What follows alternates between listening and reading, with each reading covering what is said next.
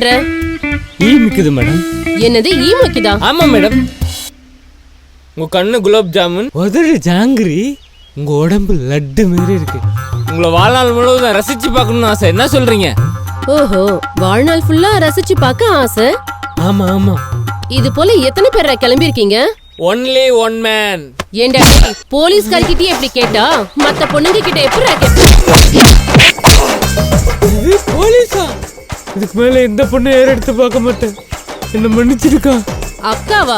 இதுக்கு மேல உன்னை இந்த பக்கம் பார்த்தேன். பார்க்க மாட்டீங்க போங்க போங்க.